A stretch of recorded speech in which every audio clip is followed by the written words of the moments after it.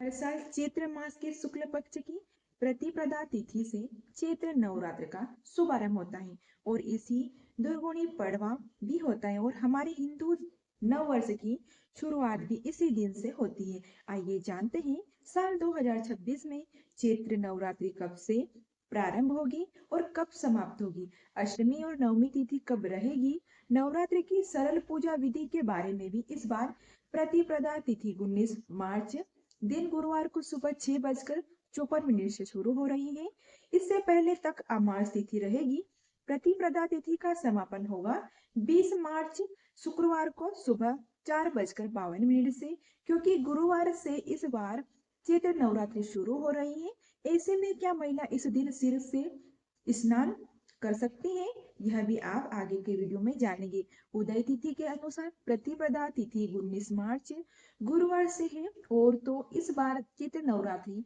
19 मार्च के दिन गुरुवार से शुरू होगी और नवरात्रि का व्रत समापन होगा 27 मार्च शुक्रवार को नवमी के दिन। और क्योंकि इस बार गुरुवार के दिन सवार होकर आना बहुत ज्यादा शुभ नहीं माना जाता, लेकिन ऐसे में यदि भक्त 9 दिनों में विधि विधान से माता की पूजा अर्चना करता है और नियमों का पालन करते हुए कथाओं का श्रवण या व्रत करते हैं तो उनके जीवन में शुभता आ सकती है। पहले दिन कलश स्थापना की जाती है और जो कि हमेशा शुभ मुहूर्त में ही करनी चाहिए और इस बार चैत्र नवरात्रि में कलश स्थापना 19 मार्च के दिन गुरुवार को की जाएगी और नवरात्रि प्रथम दिन माँ भगवती के प्रथम स्वरूप माँ शैलपुत्री की पूजा की जाएगी। कलश स्थापना 2 शुभ मुहूर्त में की जा सकती है, जिसमें पहला शुभ मुहूर्त सुबह 6:54 से 7:43 पर रहेगा। दूसरा शुभ मुहूर्त रहेगा अभिजीत शुभ मुहूर्त में, जो कि दोपहर 12:10 से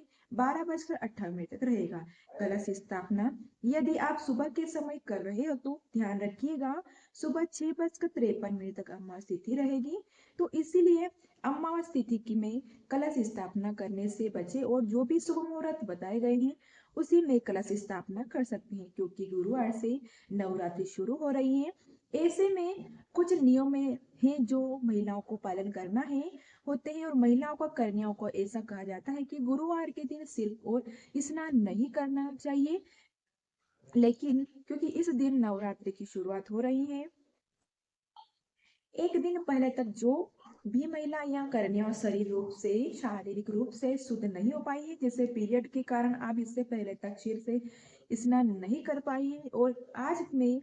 से आप व्रत रखना चाहती हैं तो शुद्ध होकर चुकी यानी कि शुद्ध हो चुकी हो तो आप गुरुवार के दिन सुबह केवल सादे पानी से सिर से स्नान कर सकते हो और अगर संभव हो तो किसी पवित्र नदी के जल में डुबकी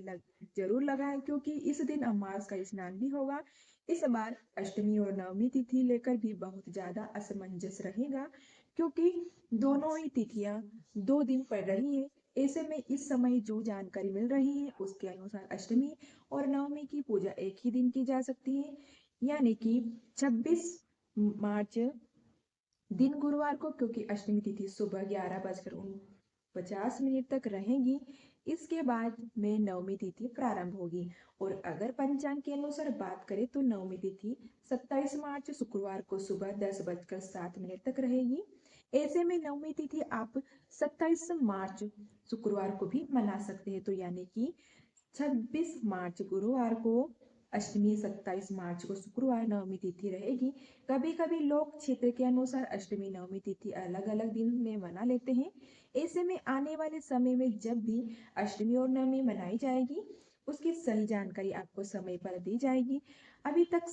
प्रातः यानी कि अभी तक जो भी प्राप्त जानकारी आपको हिंदी पंचांग के अनुसार दी गई है, नवरात्रि के समय पहले दिन कलश की स्थापना करें, व्रत का शुभ आरंभ किया जाता है और मान्यताओं के अनुसार अष्टमी को कन्या पूजन करके तो कुछ जगह पर नवमी के दिन कन्या पूजन किया जाता है, फिर नवरात्रि व्रत पूर्ण हो जाते हैं, नवरात्रि का समापन हो जाता है और अगले दिन कलश विसर्जन, दुर्गा माँ विसर्जन करने का भक्त अन्न ग्रहण करके अपना उपवास खोलते हैं। यह थी आज की वीडियो और आज की जानकारी आपको अच्छी लगी तो वीडियो को लाइक कर दीजिएगा, कमेंट बॉक्स में जय माता दी जरूर लिख दीजिएगा और सब्सक्राइब करना ना भूलिएगा। मिलते हैं ऐसे ही जानकारी के साथ में, ऐसे ही वीडियो के साथ में, तब तक के लिए जय माता दी, जय श्री।